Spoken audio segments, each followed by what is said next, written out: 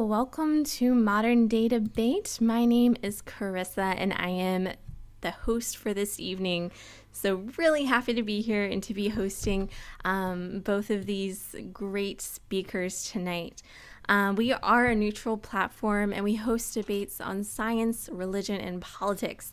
So if you enjoy controversial debates, consider hitting the subscribe button as we have many more coming up. In fact, as you'll see on the bottom right hand of your screen, right now we have a Kickstarter going to cover the honorarium for a big debate with Michael Shermer and Mike Jones on whether Christianity is dangerous. If you'd like to watch it live, it's only $3 and will help make it happen. The link to pledge to that Kickstarter campaign is in the description box below.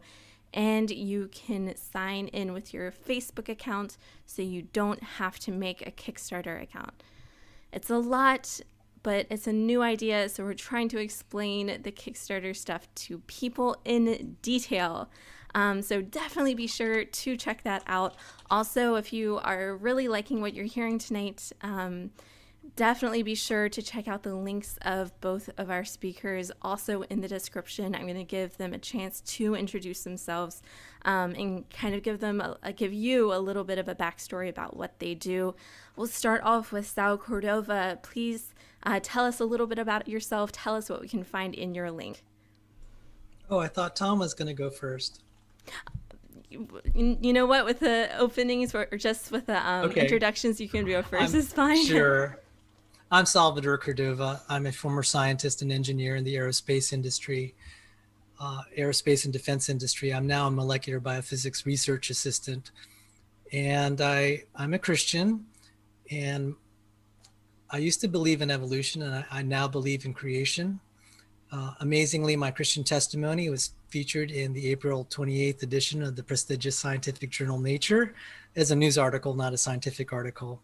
Links to my YouTube channel and website can be found in the description. And I'd like to thank everyone who's coming to this debate and viewing it. Since it's the Christmas season, this is an appropriate time to be talking about Christianity. And since this is the time we celebrate the birth of Christ. And I'd like to thank you and James and Tom for letting me be a part of this debate tonight. Thank you. Oh, thank you so much, Sal. And TJump, if you wanted to give the audience a little bit of a background on yourself and explain what they might find in your link. Hi, I'm TJump. I'm a professional gardener. I grow potatoes on my channel. You can find me washing potatoes. It's very fun. Get my Patreon so I can grow very special potatoes. Be sure to check out those potatoes. They are bud-free potatoes, so top quality. Can't miss it. So, the format of the debate tonight is going to be a little bit different. We are going to have staggered openings. So we're going to start with TJump for 5 minutes. We're going to switch over to Sal for another 5 minutes, come back to TJump for 5 minutes, and switch back over to Sal for another 5 minutes. After that, we're going to have an hour of open discussion, followed up by 30 minutes of question and answer. So if you do have a question, be sure to put it into the super chat and we will be sure to get to it. So without further ado, TJump, if you want to start, the floor is yours. All right, sure. So yeah, the question is, which is more reasonable, atheism or theism? And like any different hypotheses, in order to find out which hypothesis is more reasonable, you need some way to differentiate which is real and which is imaginary. There's infinitely many ways to explain anything. For example, if a cup falls over, maybe it was the wind or someone bumped the table, or maybe it was aliens or invisible unicorns or a god. Anything could have knocked the cup over. But if you want to say my hypothesis about what knocked the cup over is correct, then you need some way to show that that hypothesis is something that exists in reality outside of your imagination and not just in your imagination. And to do that, we use novel testable predictions. So for example, if my hypothesis is a squirrel knocked over the cup, I can say, well, if we look around the cup, we'll find squirrel droppings. And then we can look, and if we find them, that's really good evidence that my hypothesis is correct and the other hypotheses are incorrect because mine made the prediction and theirs did not. Because theism does not offer any such method to differentiate itself from just being imaginary, it's no different from any of the other imaginary hypotheses, like imaginary unicorns dropped over, or invisible unicorns knocked over the cup. We need that additional metric to be able to show that this thing, this hypothesis, actually corresponds to something in reality. Atheism does this really, really well. In every single academic field, in every single problem we've ever had in humanity, the naturalistic solutions have solved these, have said, you know what, we think this is solved by just an unguided force of nature. If it's caused by an unguided force of nature, here are the things we're going to see if we do these experiments. We do the experiments and we get the results. Theism has never been able to do that. It's never been able to successfully provide, if my hypothesis is true, here is something we will see as a result. It always gets it wrong. And the naturalistic atheistic hypothesis always gets it right. So it's much more reasonable. In fact, it's the only reasonable position is to accept the naturalistic conclusion, because it's the only one that's been able to make successful testable predictions or provide any method to differentiate itself from imaginary hypotheses. And I'll conclude there. All right. Thank you, TJump. And we'll kick it over to Sal. If I could share my screen.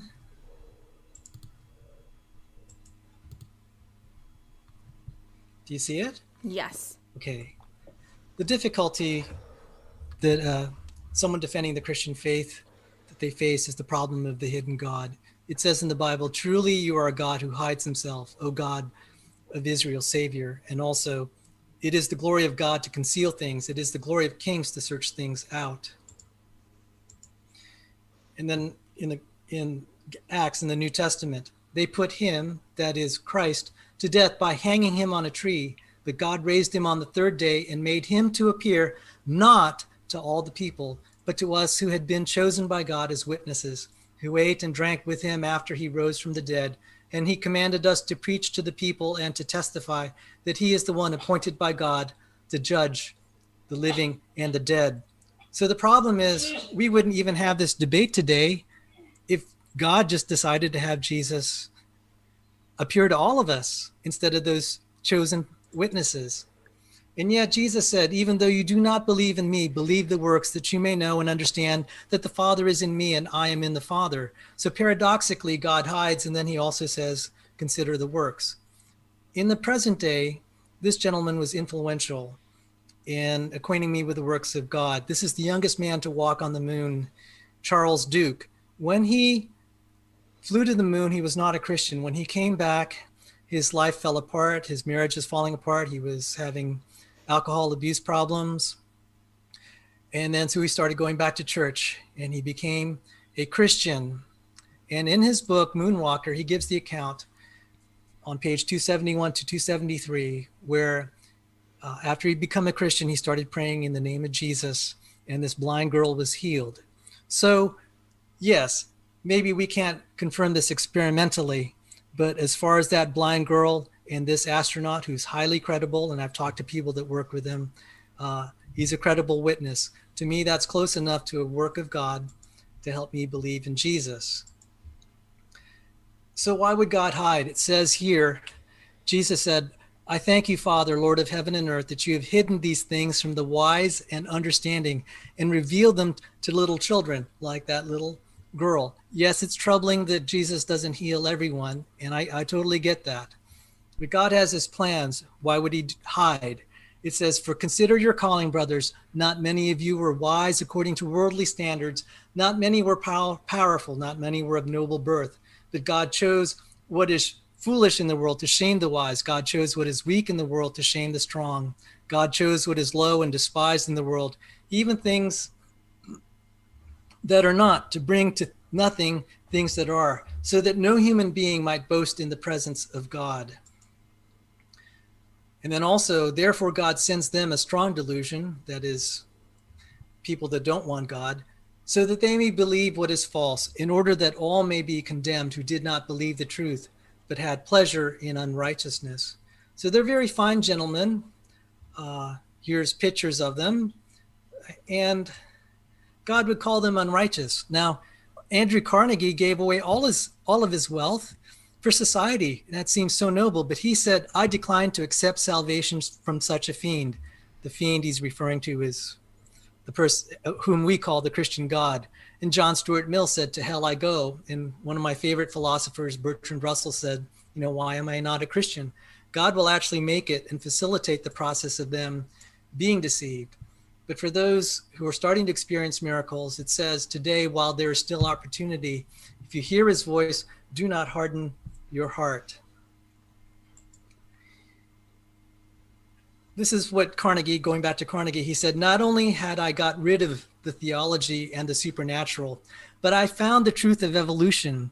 The whole scheme of Christian salvation is diabolical as revealed by the creeds. An angry God, imagine such a creator of the universe. I decline to accept salvation from such a fiend. That is a theme that I've heard from many atheists on the internet. He reflects the sentiments of many. Now, he mentioned the truth of evolution. On my website, in the after show, I'll be talking about the reasons I now reject evolution. I used to accept it. I study molecular biophysics. This is a picture of a eukaryotic nucleus. It's the reason I don't accept the nested hierarchies as being the process of evolution, but requiring a miracle.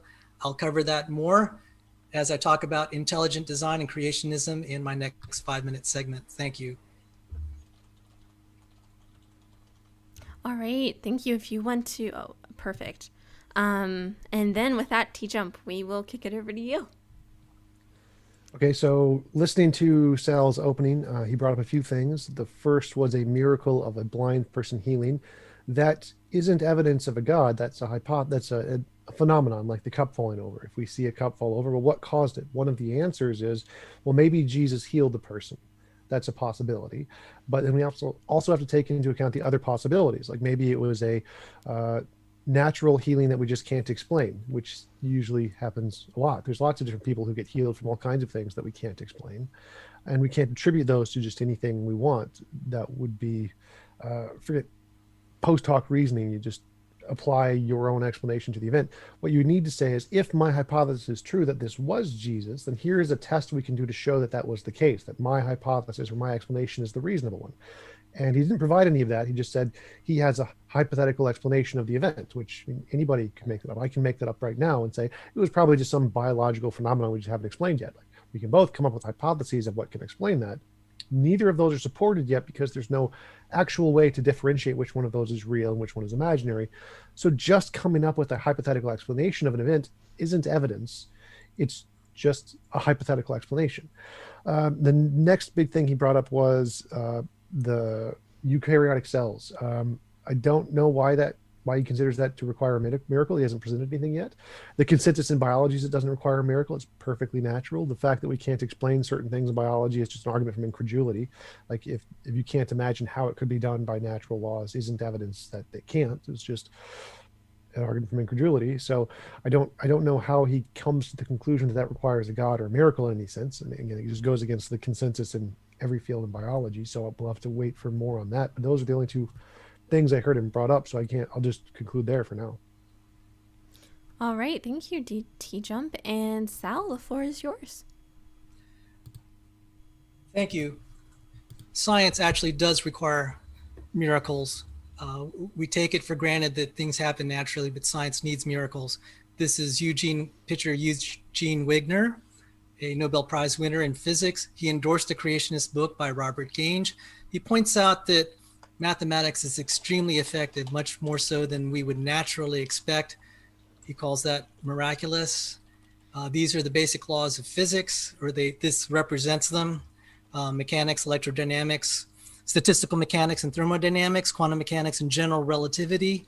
The nice property of these equations is they're second order. It makes science tractable. We would not have science if it were not nicely designed.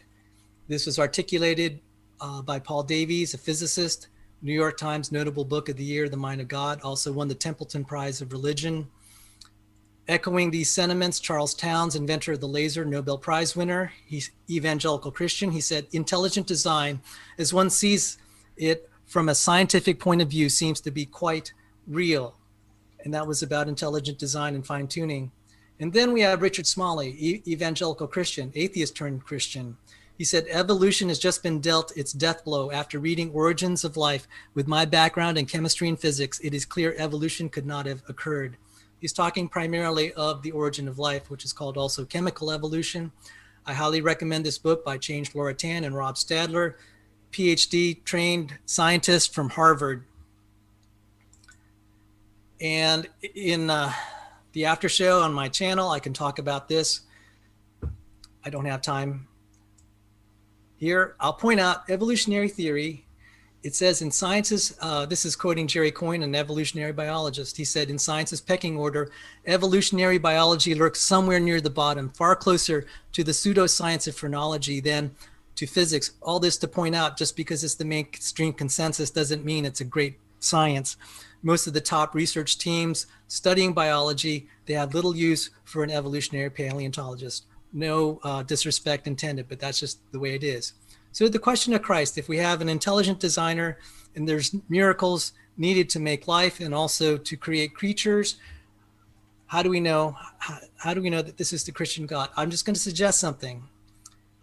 This is something to consider. If the dead are not raised, let us eat and drink, for tomorrow we die. So we have some reason for some people to look for a savior. We had the promised Jewish Messiah that was listed, we know now, in the Hebrew scriptures that were dated by another Nobel Prize winner, that they are ancient and before the time of Christ. They had a prophecy about a Messiah who would be Jewish. He would be the ones in whom the Gentiles would hope. And he would teach he would teach the world about the God of Abraham, Isaac, and Jacob, and the law of Moses. And I would just postulate this. Name one Jew who has done more to make people aware of the God of Abraham, Isaac, and Jacob. Then we have this kind of backhanded prophecy in Acts 5:38 through 39. This is Gamaliel, a Pharisee, enemy of the Christian faith. He said, so in the present case, I tell you, keep away from these men, that is Christ's apostles, and let them alone. For if this plan or this undertaking is of man, it will fail. But if it is of God, you will not be able to overthrow them. You might even be found opposing God. So what are the odds that this Jesus would be the person we celebrate for Christmas? I'm taking this from Dr. James Allen. He said he was born in an obscure village, the child of a peasant woman. He grew up in another obscure village where he worked in a carpenter's shop until he was 30. He never wrote a book. He never held an office. He never went to college. He never visited a big city. He never traveled more than 200 miles from the place where he was born. He did none of the things usually associated with greatness. He had no credentials but himself. He was only 33. His friends ran away. One of them denied him. He was turned over to his enemies and went through the mockery of a trial. He was nailed to the cross between two thieves. While dying, his executioners gambled for his clothing, the only property he had on earth. When he was dead, he was laid in a borrowed grave through the pity of a friend. 19 centuries have come and gone, and today Jesus is the central figure of the human race and the leader of mankind's progress. All the armies that ever marched, all the navies that have ever sailed, all the parliaments that have ever sat, all the kings that ever reigned put together have not affected the life of mankind on earth as powerfully as that one solitary life. Thank you. All right, thank you so much. And now we'll start the open discussion.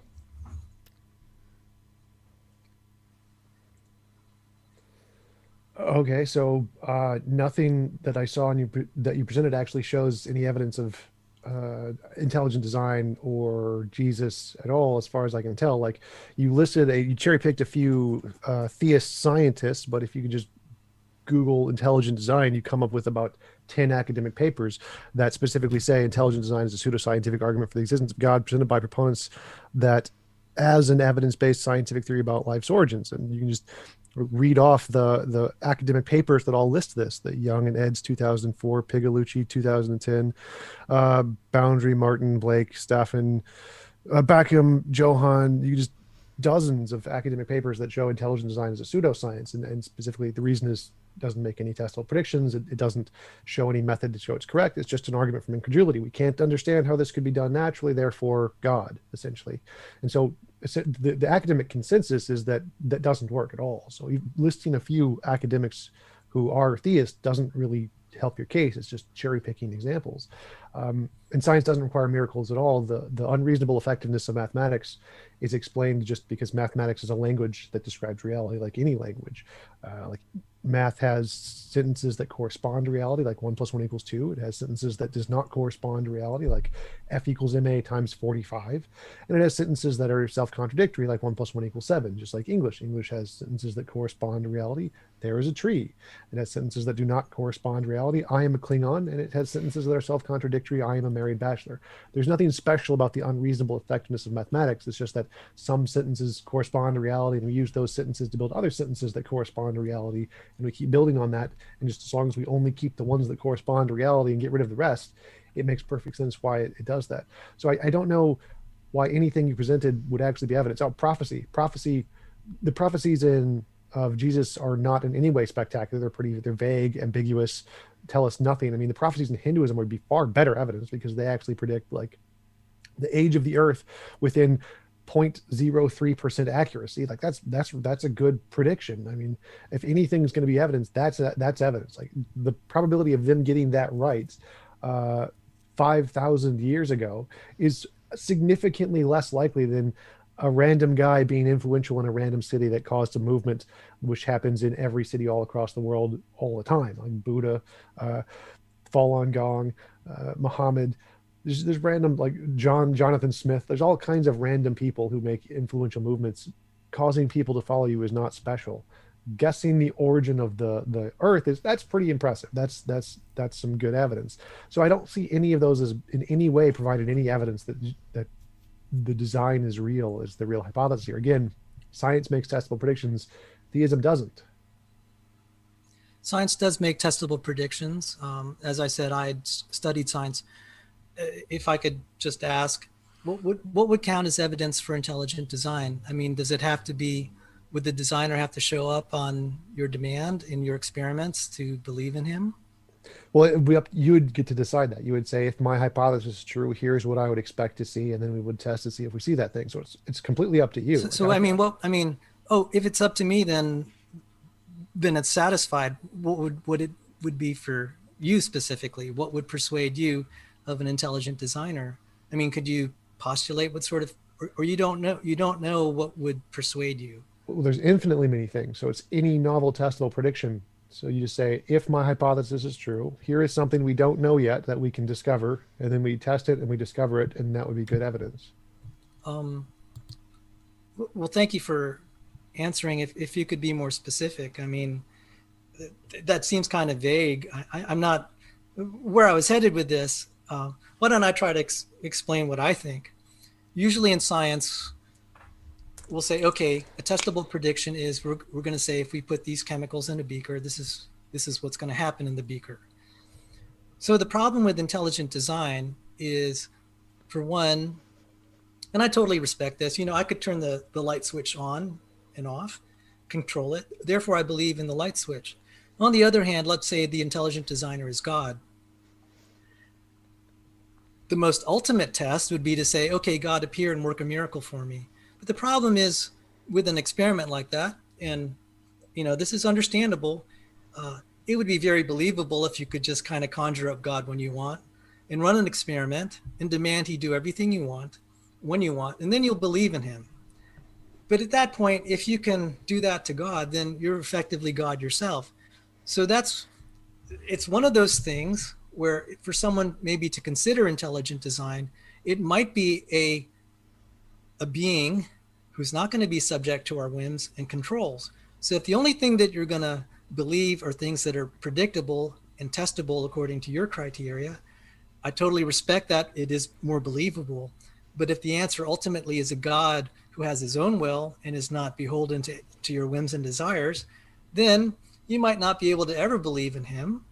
And therefore, maybe the truth is inaccessible to you.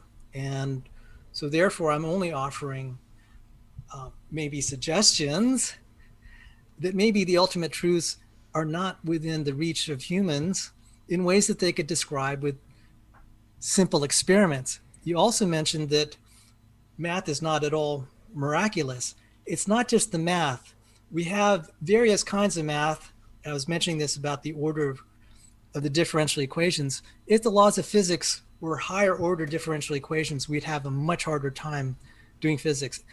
If, for example, the universe were not fine-tuned, there'd be no interest in chemistry. There'd be just hydrogen atoms, if only that. Therefore, no life. Therefore, no science. So without eyes to eyes to see, ears to hear, minds to think, there's no science. So if life is a miracle, then science needs a miracle to be effective. And it is known that the fine-tuning is very important to make the scientific method work. So I gave an essay by Wigner that points this out, because when they hypothesize other universes, the scientific method does not work. It has a property of what they call algorithmic compression. Furthermore, we live in a very special time. The physicist Lawrence Krauss said, in 5 billion years, the expansion of the universe will have progressed to the point where all other galaxies will have receded beyond detection. Indeed, they will be receding faster than the speed of light, so detection will be impossible. Future civilizations discover science and all its laws, and never know about other galaxies or the cosmic background radiation. They will inevitably come to the wrong conclusion about their universe. We live in a special time, the only time where we can observationally verify that we live in a special time. So even the physicists are saying we live in a special time. Some people feel we live in a privileged place. Science works because it is a gift. We take it too much for granted that we're able to do science. Still not seeing how any of that is evidence of a God. I mean, all of that is explained by naturalism and explained better than by theism. The 5 billion year time frame. Yes, this is a special time which takes up pretty much a quarter of the existence of all of the universe. So I mean, it's not really that special in that sense. The fact that the universe is consistent in the laws is, again, not special. It's there are going to be some patterns. I've talked about with several cosmologists on my channel specifically about this. Luke Barnes, Hugh Ross, Jeff Zwirink, and several others. Like we've literally gone through this. Like, no, this isn't special. This is just physics. Like everything, all of the fine tuning could be explained and determined by explained and determined by a natural law that we just haven't discovered yet. You don't need a God for any of that. The fact that we can discover things about reality is, again, explained by natural law, not a God. God would actually not be consistent with that because God doesn't need laws. And the problem of suffering shows that if there was a God, he'd be an evil monster anyway. So it makes much more sense to just say it's natural.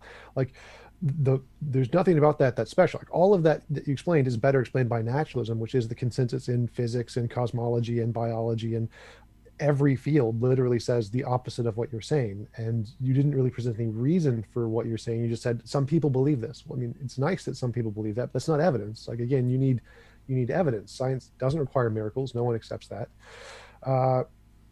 And again, you haven't provided a way to differentiate imagination from reality. You said that if a God is not of the kind that you can test, then you may not have access to believe it. Well, yes, that's true, because you need some way to show that your hypothesis isn't just imaginary. Like there's infinitely many imaginary hypotheses we can come up with.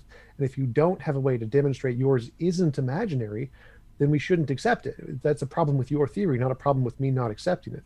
And if there's no way to show that the ultimate nature of reality isn't one way rather than just one of the infinitely imaginary ways, then you're right, we don't have access to it, because it would be no different from just making up magical green pixies run the universe and believing that. So if you're admitting that your hypothesis has no way to differentiate itself from just being imaginary, made up human construction of the mind, then you're admitting we shouldn't believe it. This is not a good reason to lower our standard of evidence just to accept whatever stuff we can come up with in our imagination, just because your hypothesis doesn't offer a way to differentiate imagination from reality. So why do you think that's good evidence? The reason that I think it is good evidence is better than relative to what a lot of the mainstream accepts. A lot of the mainstream accepts naturalistic origins of life. It's not been proven. If you believe it, you're accepting the testimony of other people on their word, and you have no experiments.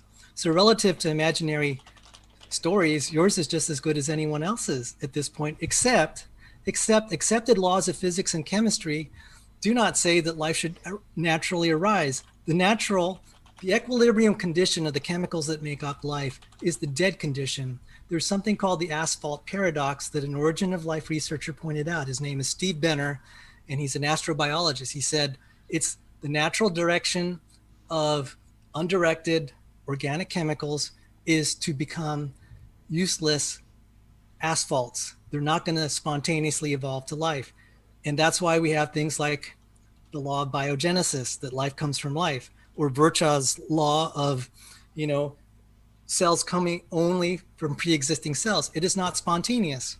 So you're relying on what other people say, and you're not articulating the reasons why that it should be natural. That's just a faith statement on your part. It's not proven. You don't have experiments that life naturally arises. That's a faith statement. And then with regard, I'm glad you talked to Luke Barnes. He's a fine cosmologist, fine physicist. And I'm surprised you're coming to the conclusions that you have, because I just pointed out, he pointed out to you, I'm sure, and he pointed it out to me because I saw him talk about it. He said most hypothetical universes, if they were not fine-tuned, would not have the chemistry, the rich chemistry that enables life. With no life, there's no science. I think that's rather obvious. If there's no life, there's no science. That's at least one of the premises. That's one of the inferences we get from fine tuning. So I thought, and I don't mean to, I'm not trying to misrepresent you. If I heard you wrong, my apologies. Did you say that you believe that there's a natural law we've not yet discovered that would explain this property of fine tuning? If I misquoted you, yes. My apologies. That's correct. That is the consensus in physics, that there is something. Okay, so that's not something we've experimented in. You accept it. That's a faith statement. You don't know that that's actually true. It's okay. That's what they believe, but we don't really know that there really is a law. That's a pure faith statement. Same for the origin of life. No. Same for that's a faith statement. Nope. They believe that there's a natural law that we've not discovered yet. So let me address They're that. They're appealing to something that's not discovered yet. Is that correct? Let me address that real quick. So all of the models in physics are combinations of principles, particles, and laws in physics that have been confirmed to exist. So for example, the multiverse hypothesis, which is one of these, is a combination of vacuum states and early universe inflation. Early universe inflation was discovered by Guth's early universe inflation, confirmed by predictions in the cosmic microwave background, so that we know exists. That is real. Vacuum states were confirmed by it starts with a C, Coriolis, something effect. Forget it right now, but that's been demonstrated in the lab. We know both of those things are real. So the multiverse theory takes those two things, which we know are real, combines them and says, what is this going to produce? Now that combination hasn't been discovered yet. That's true, but all of the pieces have. So here's the difference. The theist hypothesis says there is an all-powerful, all-knowing, all-loving, personal, conscious agent. None of those things have been discovered. They're just taking hypothetical things that have no evidence, compiling them together like saying there is a magical, non-physical spaghetti monster that created the universe. Completely incoherent gibberish. Whereas the scientific hypothesis takes only things that have been demonstrated to exist and puts them together. So the scientific hypothesis is infinitely better in physics to better explain the fine-tuning than magical, non-physical, anthropomorphic immortal. That doesn't work. That's not none of those properties are supported by anything in reality, whereas all of the properties of physics are supported in reality. And since we're combining just things that have been demonstrated to exist in our hypothesis, that hypothesis is better. So we do have better evidence to conclude the fine-tuning is naturalistic, an undiscovered natural law than a god. Same with abiogenesis. Abiogenesis, we have made discoveries of single-celled organisms, and we've found out, oh, if these are going to produce multicellular organisms, we will see this occur in this kind of experiment, which we discovered in algae.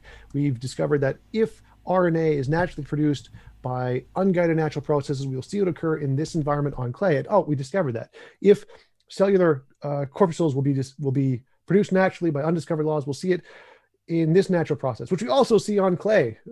So we do have experiments that show that all of the naturalistic steps are being seen in labs under conditions that we would expect to be seen if it's purely natural. So we do have experiments. So again, the natural hypothesis for abiogenesis is we make predictions about how life is going to form in these natural conditions. We do experiments, we see that we get them right. Theism is we can't imagine how this is done. can be done, therefore God. So the theistic argument is an argument from incredulity. We can't imagine how it's done. The naturalistic explanation is we can do experiments to confirm our hypotheses, and we do over and over again. I'm just reading this article that has dozens of them. The New Scientist, First Life, the search for the first replicator, where it just goes through the testable predictions made in the origin of life research that the naturalistic hypothesis is made, and there are dozens and dozens of these, of where a naturalist hypothesis is this is going to come about naturally. Here's a prediction we can do to confirm this. We do the prediction, we can confirm it. So we have evidence. We have experiments that show our hypothesis is correct. Obviously, we haven't completely shown the origin of life yet, but we've actually made progress. We have evidence, whereas theism has no evidence. It's just saying, I can explain this with a hypothesis, and that's it. So again, both in the cases of the origin of life and in the cases of physics, the naturalistic hypothesis is building off of things we know for a fact exist and we can confirm in a lab, whereas the theistic hypothesis is building off of things that have no basis in reality and is just an argument from incredulity. So again, the naturalistic hypothesis wins here hands down. And that's the reasons, because you said I didn't provide the reasons. Well, now I have. I'm going to try to dispute your account of things. Is that okay? I'll try to keep No, you must agree with me. Yes, sir. The multiverse, well, first, Guth's inflation, not every cosmologist agrees. And it's crazy. When I was sitting in cosmology class, the professor said, yeah, the inflation was need to patch this up. Galactic amounts of matter being pushed around at 1,000, maybe millions, maybe infinite times the speed of light. When I heard that, I said, okay, you can just make up anything you want to patch a theory. It's not been proven. It's maybe accepted, but we don't have experiments that prove inflation. People have been critical of it. I would point the viewers to a article by Michael Disney, who is a respected astronomer. He calls it cosmology, science or folktale. It's mythology at this point. It's not experiments. Same with multiverses. We may hypothesize it, but if we're going to take liberties to invoke things that are not testable, observable, or verifiable, we could say also physics predicts God. I've had physics. I've seen it.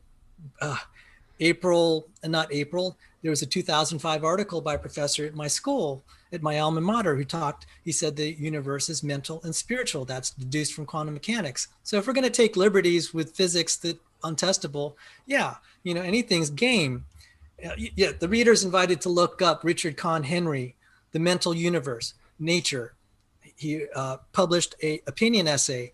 Secondly, the RNA world has been misinterpreted. It's been critiqued by Eugene Koonin and others, is infeasible. This thing you mentioned about corpuscles, which I presume you're referring to lipid bilayers, that's a very clever way of entombing biotic materials. It doesn't lead to life. It's a good way to kill something. So these researchers are misrepresenting the implications of their experiments. They're actually good experiments, but then they're extrapolating, making unwarranted extrapolations from these experiments. And I just have to point that out, that, maybe wouldn't say that they're liars, but I think they're delusional, because these things don't become life. It's a good way to entomb things. They have no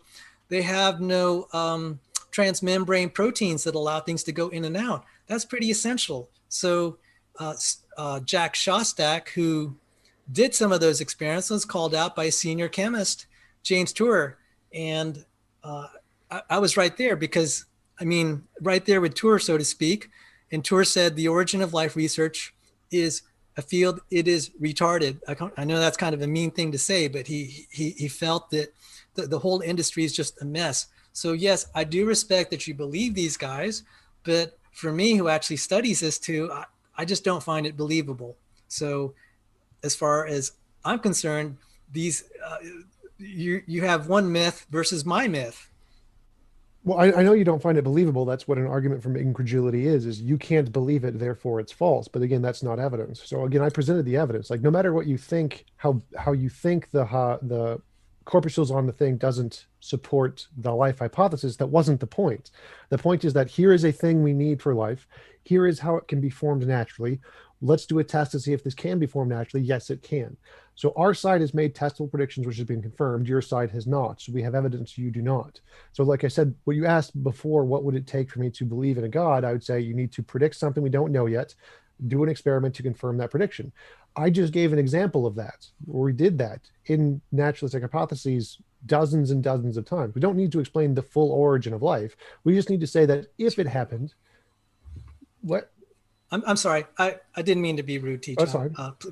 Please go on. Okay, yeah. So we don't need to explain everything about the origin of life, just like we don't need to observe every single transitional fossil in evolution. We just need to say, if there were transitional fossils, we can find one here of this kind, like Tiktaalik, and one here of this kind, like Archaeopteryx. So we find those, like, that's great evidence of evolution. We don't need to find every single example to confirm evolution. The same thing applies to abiogenesis. We don't need to find every single example of every single stage that led to the life we have now. We just need to say, well, if it did happen, here are the naturalistic steps, and we can make predictions of what we'll see in the layers. Like Tiktaalik, at this layer, we'll see corpuscles being formed on clay. At this layer, we'll see RNA being formed on clay. If we add this, we can make an RNA replicator that's self-reproducing to like reproduce things about 80 different molecules. Like, yes, we've seen these occur. So we have the same stages in evidence for the origin of life as we do for other hypotheses. Same with Guth's early universe inflation. That is the consensus in physics. You don't need universal acceptance for something to be a consensus. And the reason it's the consensus is because it made predictions about the cosmic microwave background, which were confirmed in a lab. So again, it did the same thing. It said, if my hypothesis is true, here's something we can predict that we don't know yet. Do an experiment and confirm it. So that same standard I asked for, that I said I would be satisfied with for God, has been met for both abiogenesis and the cosmic microwave background. And I can't remember the effect. I still can't remember the vacuum energy effect, but all of those things have been demonstrated in a lab. We have evidence for those things, whereas we have no evidence of designer. That doesn't exist. It's just, as you said, you can't imagine it to be the case because it's too complex. That's literally an argument from incredulity. It's not that I can't imagine it. The problem is they haven't proven anything. They've only proven that they can make something that will kill life. And then they've advertised it as a step in the right direction. I find that self-delusional. That it's not a matter of me being incredulous, having incredulity. I'm just pointing out a fact. A lipid bilayer without transmembrane proteins is a way to ensure life does not evolve. I don't know why it's so hard for some of the, well, I think I understand the mindset. Yes, it's easier to believe the natural, it's nice to believe the natural and that it will explain things. Most people are not going to apply for a grant that say, oh, we're going to figure out how this is explained supernaturally. I totally respect that. And people want, that's their ambition to be able to use the principles of physics and chemistry to explain things, or maybe they discover certain new laws or principles that they didn't see before. But that experiment that you cited with the lipid bilayer, that violates textbook cell biology. It just doesn't work. I mean, that's why we have transmembrane proteins. I've studied some of those. And so I'm not doing this because of our argument for incredulity. I'm complaining that the origin of life community pumps out this sort of garbage where they actually have legitimate experiments, and then they claim something, it represents something it absolutely does not. And it's so obvious, and that's why they're getting called on it. And, you were saying that it doesn't have to go all the way to evolve to something living. Well, okay, so then you're extrapolating. That's a faith belief that that's a step to the origin of life. That's not proof. That's not experimental proof. That's not science. That's speculation. So I'm again confused here. So because they never said that this was how life formed. That wasn't the prediction. So how prediction works is we say, if this thing can happen naturally, then we'll do an experiment to see the result. That doesn't say that, well, this thing will encapsulate life and keep things alive. That wasn't part of the prediction. So the prediction about the lipid bilayers is that this will form in this process. We did the process and it formed. That's all you need.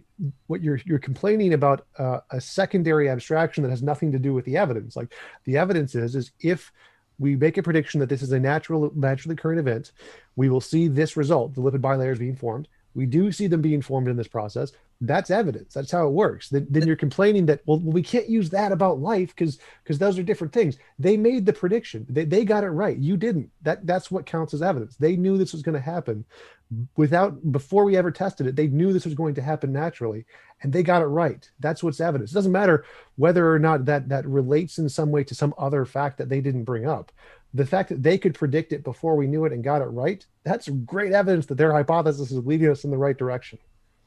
In the right direction being toward life, I would have to disagree. Towards whatever their hypothesis is. So it doesn't matter. Their hypothesis is that there are magic pink leprechauns in the middle of the universe, and that gives them some insight about the universe to make predictions, and they get them right. That's evidence of magic pink unicorns. So it doesn't matter what the hypothesis is. If it can make testable predictions to give us knowledge that we don't know yet and get it right, that means that hypothesis is more supported than any of the others that can't do that.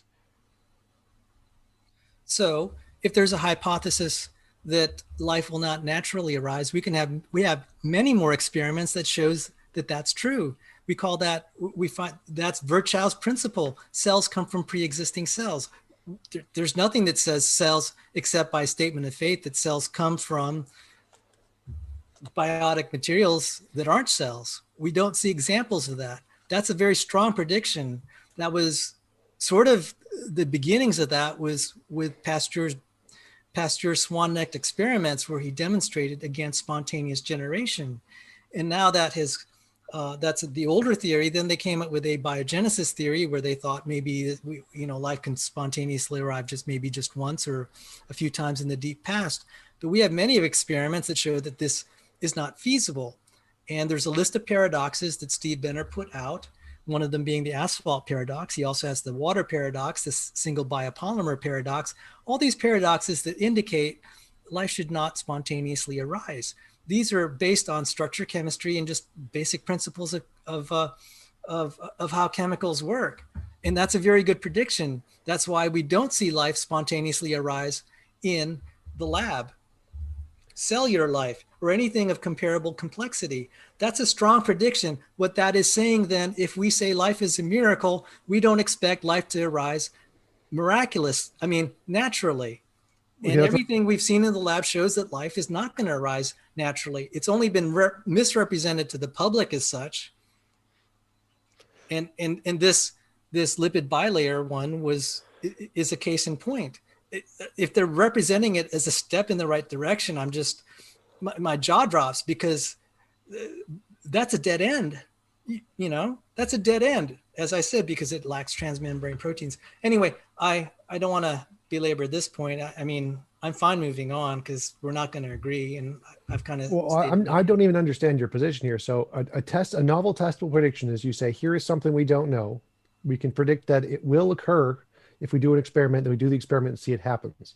You haven't done that. No, I said, I'm sorry. I didn't mean to interrupt you. Go on, Tom. Well, so all you did was you gave a bunch of paradoxes, which are just that guy's imagination about what he thinks can occur, which isn't evidence. It's just his hypothesis. And if you think that's true, you would then need to say, if that's true, here is something we don't know yet, and do an experiment and confirm the results. Then that would be good evidence of his hypothesis. But you haven't given that. You've just said, well, the stuff we don't know won't happen if we do stuff we do know. Like, well, obviously, that's literally the case. If we do stuff we do know, we will get stuff we know. Like, that's just how induction works. So if we take the methods we already know about and do them in a lab, we'll get the results we already know about. So that isn't evidence that life can't occur. That's evidence life can't occur by the means we already know about. That's okay, but we don't know all the different means. So that isn't an argument against life forming naturally. That's an argument against life forming in the ways we already know about. I grant we don't know how life forms, so all the ways we already know about don't work, granted. Therefore, we make new hypotheses about things we don't know yet and predict those in the lab, and we see if those can be confirmed, and they are over and over and over again. For example, the RNA enzyme called R18 that could stick 14 nucleotides, the building blocks of RNA and DNA, into an existing RNA using an RNA template, Science Volume 292, page 1331.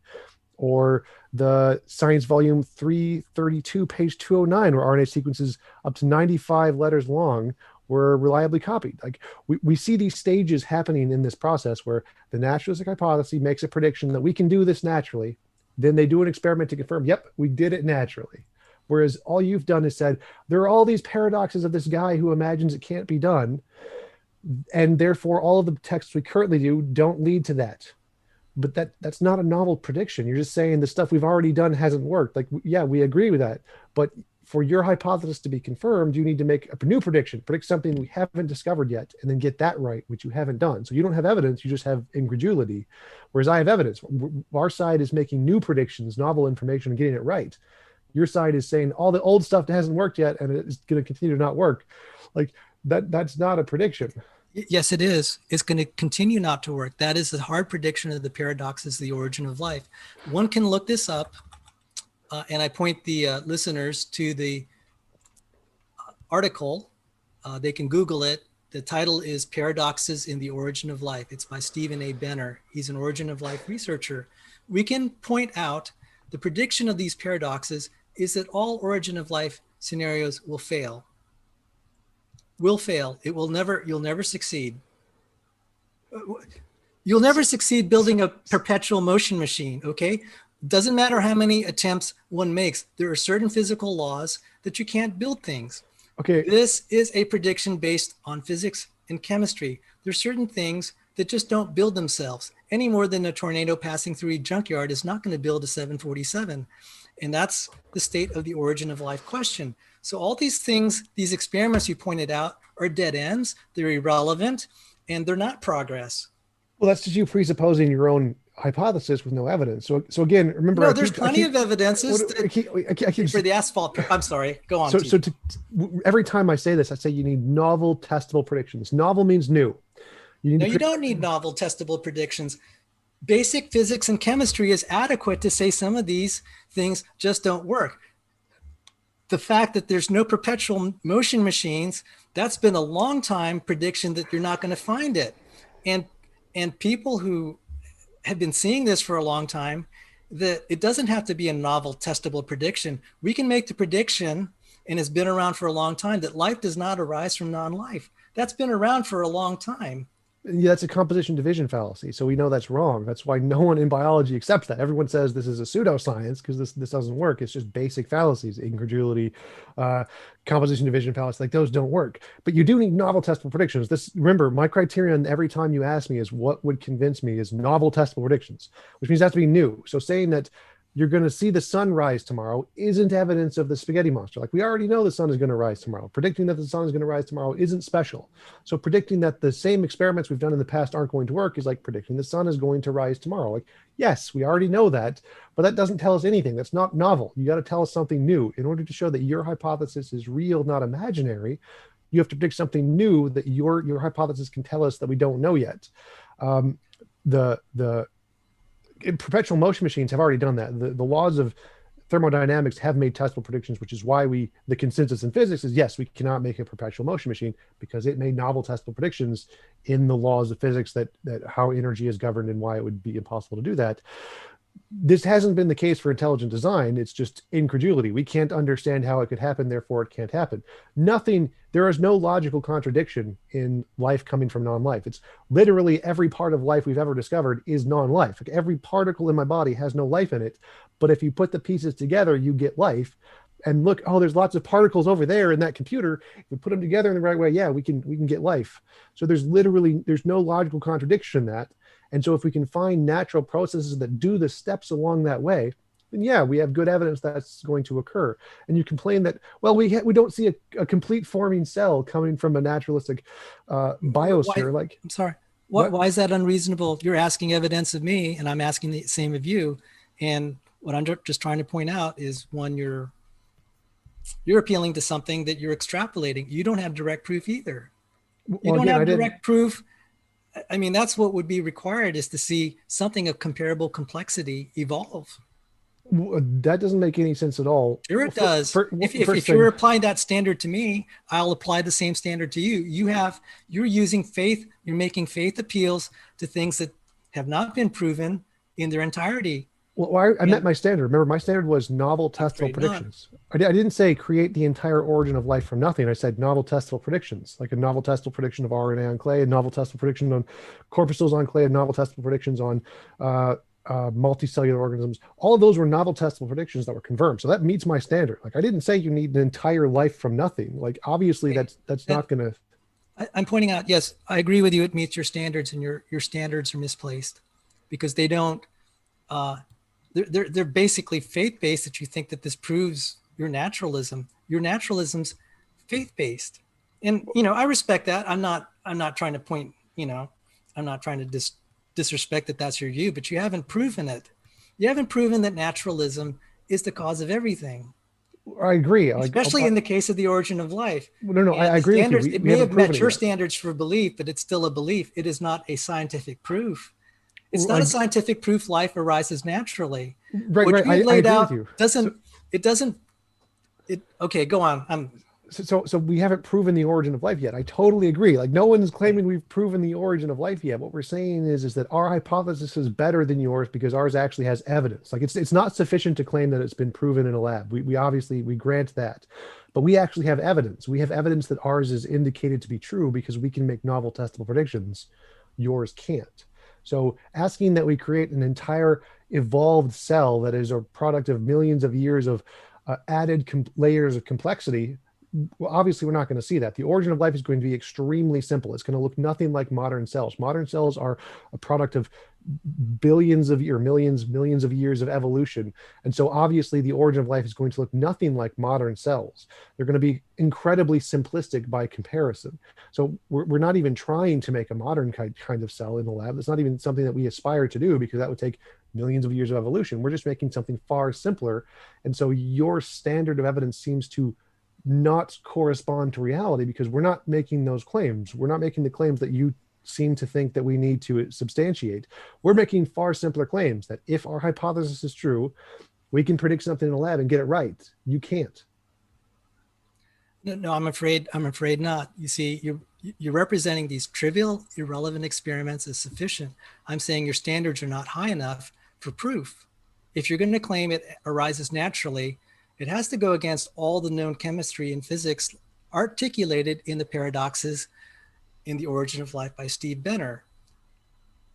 But no one accepts these aren't stuff. novel. These aren't novel predictions. These are standard things that we understand. We've known it ever since Pasteur's experiments, that life does not spontaneously arise. It doesn't happen naturally. And there are reasons it doesn't happen naturally, and they're articulated. I referenced a book written by a cellular molecular biologist who had her background in physical organic chemistry. And she just ripped to death, just like James Tour did, this whole origin of life fiasco that's just a farce, that's just pretending that they've solved anything. They have not. It's just all this pretending. Because why am I confident to say it? Well, you're lowering the standards and just saying that these are good enough. I'm saying they're not good enough because these things devolve according to, like, say, the asphalt paradox.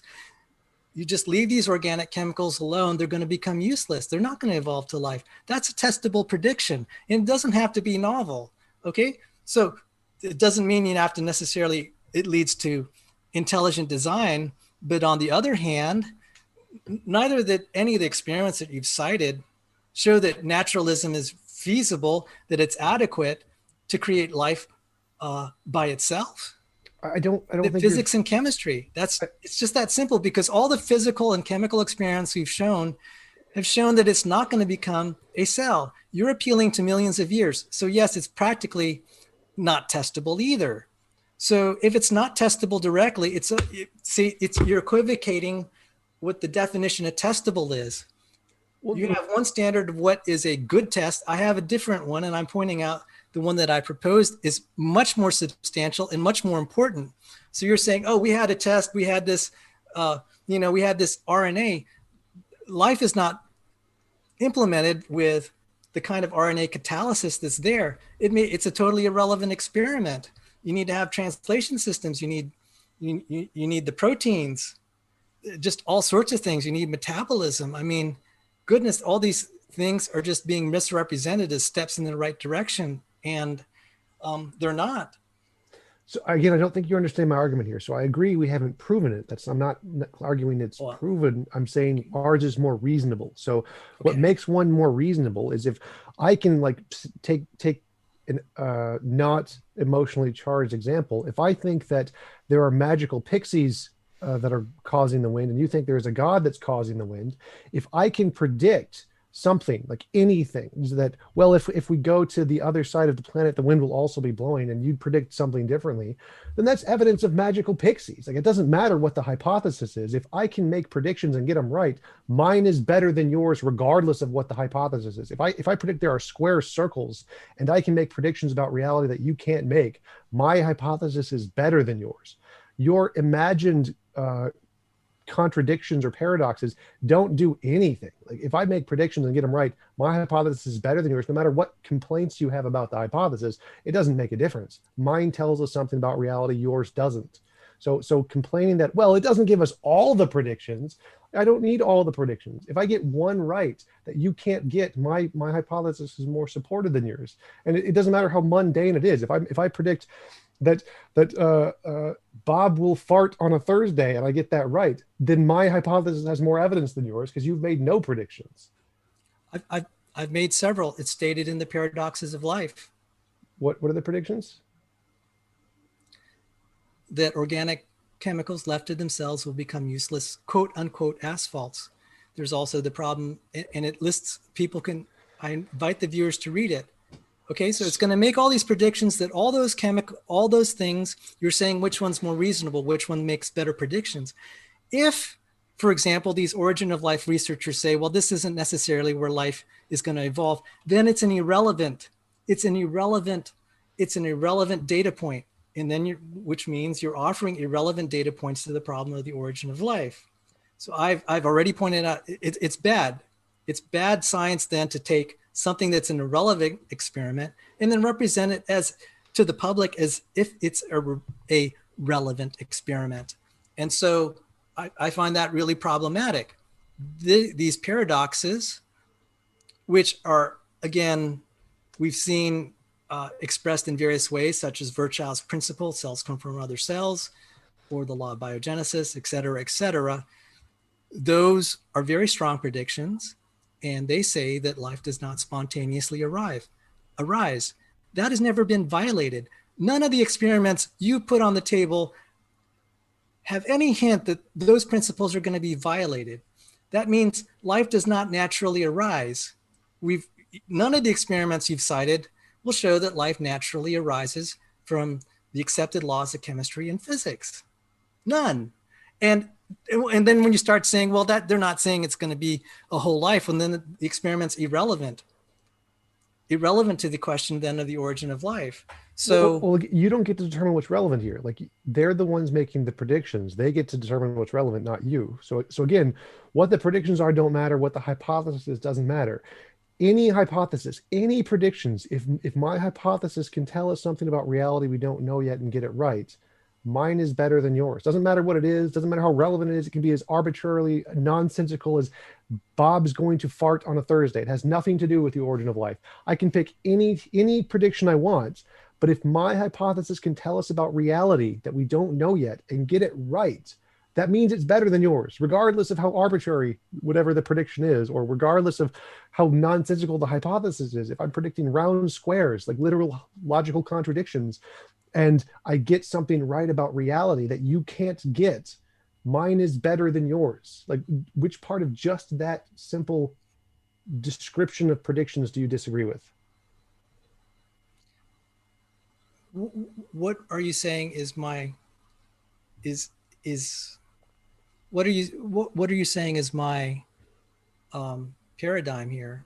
I'm just simply saying that life doesn't arise naturally as defined from the accepted laws of physics and chemistry. Can you, like, my question here is, I want to try to, like, take it away from the topic just to try and make it less charged here. So my argument here is that a hypothesis is better if it can tell us something about reality we don't know yet. Doesn't matter what it is. Like, if it tells us something super mundane that's irrelevant, it doesn't matter how silly the hypothesis is.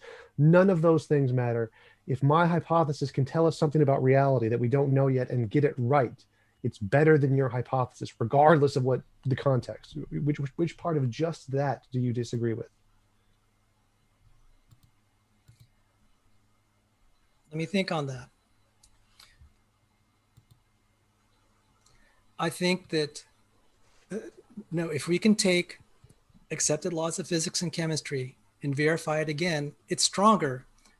especially in the case of the origin of life, what we're trying to establish is I'm trying to show that there is a phenomenon that is not explainable, that is not consistent with the ordinary operation of physics and chemistry. And that is life. That's one example. Well, I don't So want to this, talk about this life whole here, thing about doing experiments that don't lead to life, that makes them irrelevant to the question. I don't want to talk about life here. Again, I want to try and keep it. Yes, I know why. It's evident now why you don't want to talk about Well, no, life. no. I want to try I'm and get sorry. to. There's a reason I wanted to talk about life. I Okay? understand that, Sal. I want okay, to try and show you why something counts as evidence in the first place. So because you have a bias in the case of life, I want to move it away for something just insanely general, like any hypothesis. It doesn't make any difference what it is. You have a hypothesis, I have a hypothesis. If mine can tell us something about reality we don't know yet, doesn't matter what it is, that hypothesis is always going to be better. Like if yours says the sun is going to rise tomorrow, we already know the sun is going to rise tomorrow. That's every theory predicts that. Everyone already knows that. That's not evidence. But if my theory predicts something new that we don't know yet, that's good evidence of my hypothesis. Mine is good. Mine is stronger than yours. Forget life. This applies to every hypothesis of everything everywhere in the universe. Do you understand how predicting something new in this case is always going to be better than just predicting the same thing we've already seen a million times? I'm afraid I'm not going to. I respect your interest in these general discussions of what's better or worse, and that you don't want to talk about life. And I understand that. And so you want to talk about one thing, and I want to talk about life, because life, to me, is an example of something that I think doesn't agree with the normal operation of physics and chemistry. Whatever you make of it is up to you. So obviously you want to talk about one subject and I want to talk about another. That's the situation we're in right now. And I know we're going to end up talking past each other.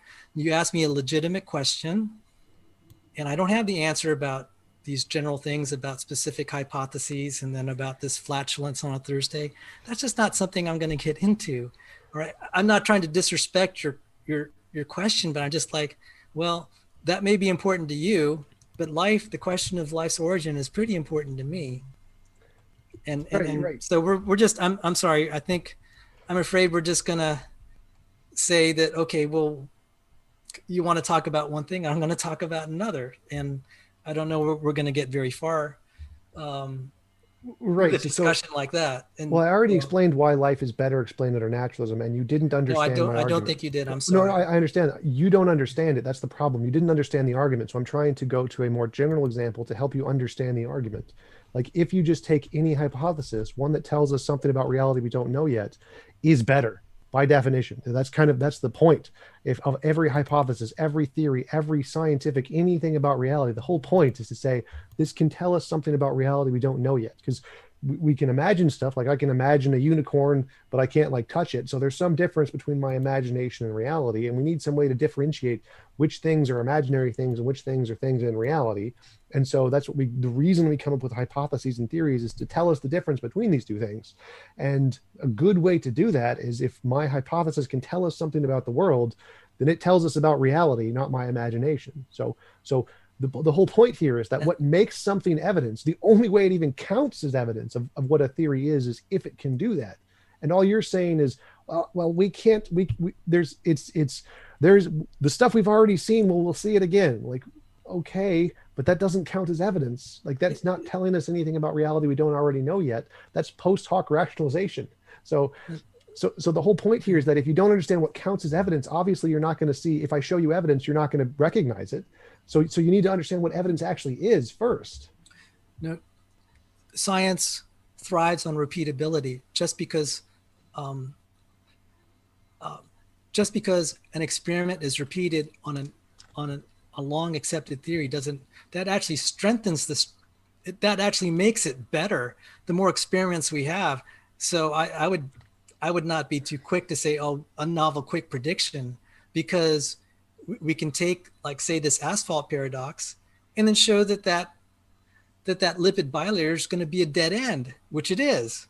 I mean, we call that lipid bilayer experiment by Jack Szostak, that's a cell that's had its guts taken out and just filled with garbage. I mean, that's what's going to happen. It's not going to become life. that's a nice way to kill a cell and make sure it never becomes anything but something dead.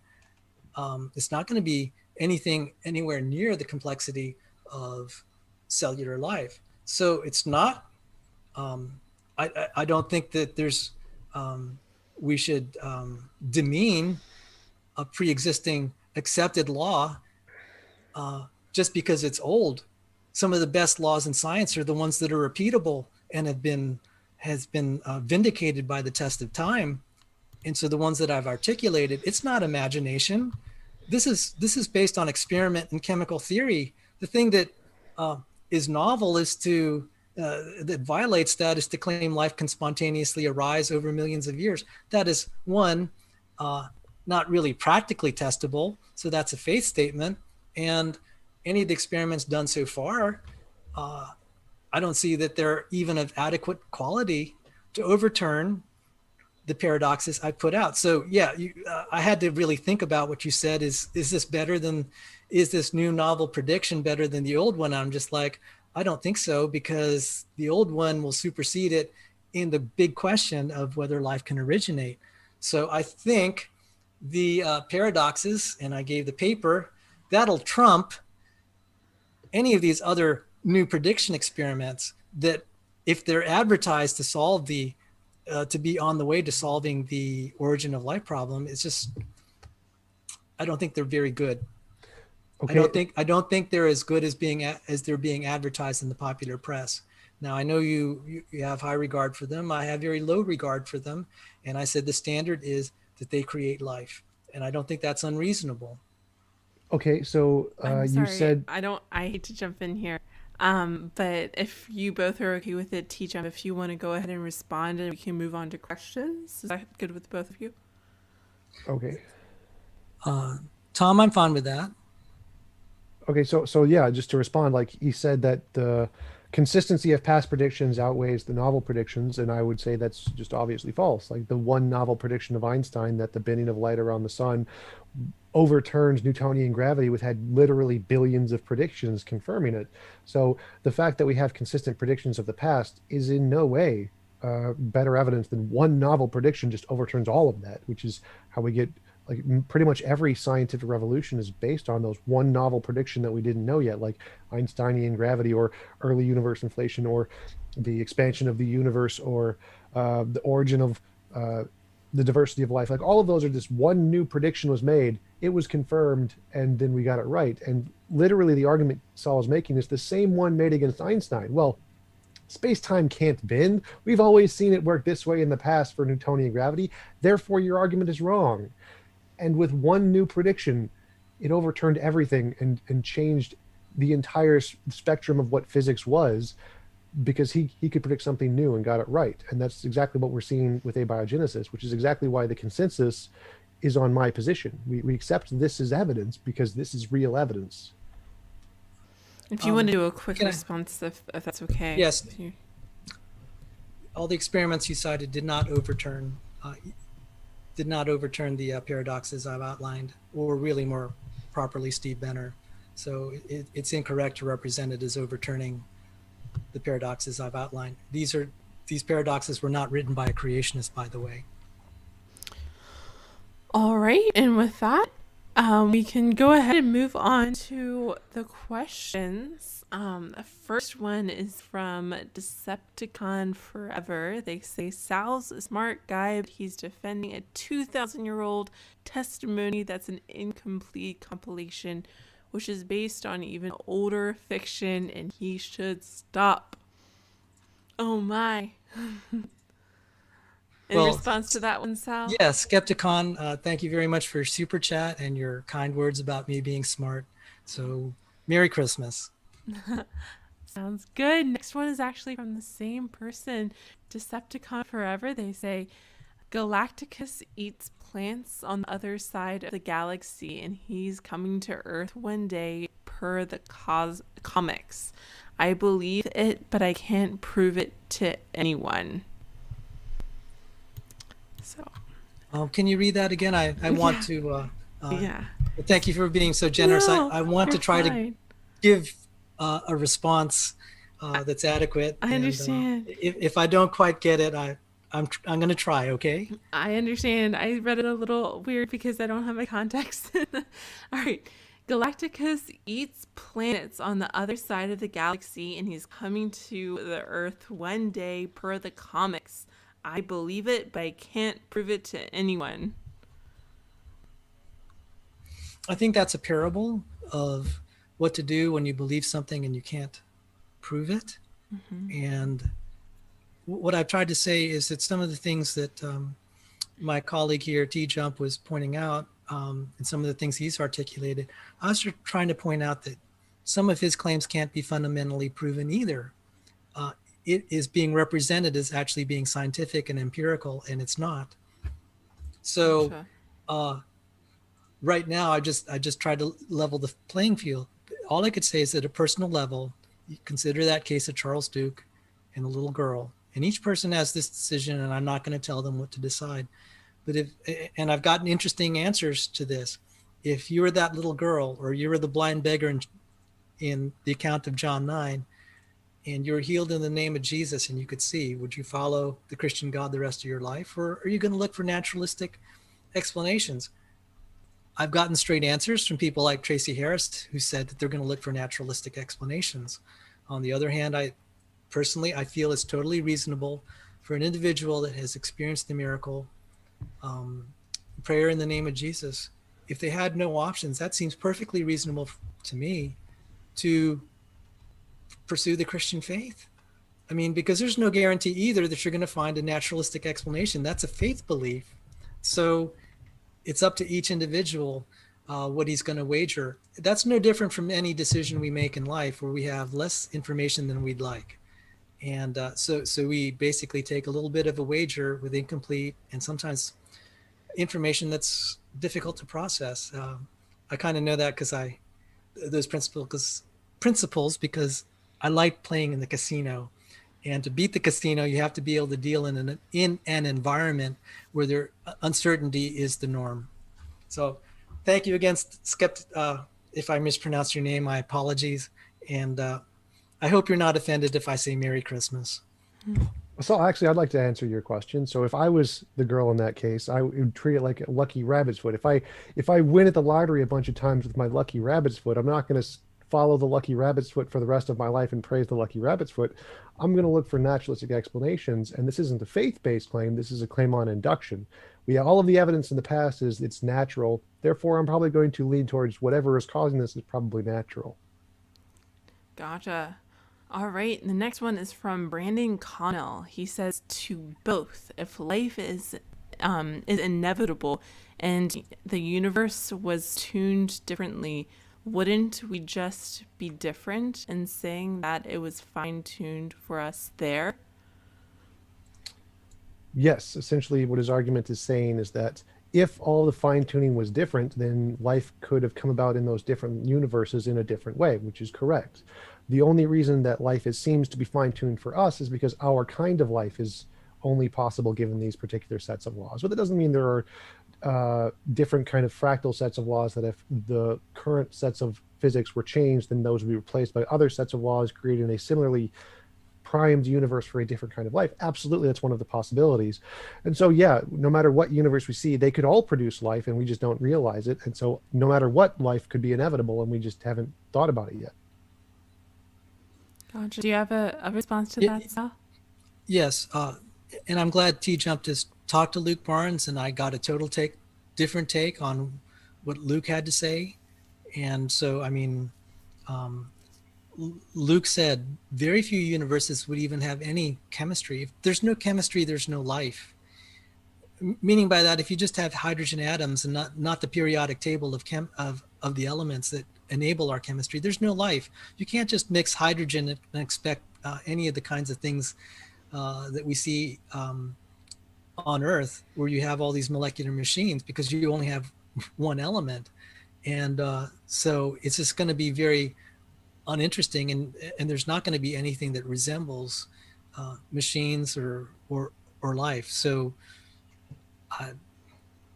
that is my best understanding. And I hear the word fine-tuning all the time in the world of physics, and they have to appeal to multiverses and all these other things to try to solve it. So Um, I don't think it's, I think it's really presumptuous to think there could be life in these other ones. And it's falsified as a matter of principle based on what we know. It's just a faith belief life could arise in these others. Gotcha. All right, the next one is from Sayafredo Sarabia. They say, at Tom, I don't understand your position. You appeal to one authority against Sal's authority of diplomas and work. What authority do you have that viewers should agree? Sigifredo Sarabia, yes. I listed a bunch of papers and academic sources and the consensus multiple times. So I'm not just listing one academic source against his one academic source. I'm listing 90% consensus in everyone in the field everywhere in the world against his cherry-picked hand few. So I would go with, like, I listed the a few references when talking about how ideas are pseudoscience. I listed a few references in the New Scientist article where you could check out the actual work being done in the field. So I listed a number of those. But yeah, it's not just my source against his source. It's the entire field of academia against his cherry-picked few sources. So I would say there's a lot more reason to accept the consensus rather than a few cherry-picked sources.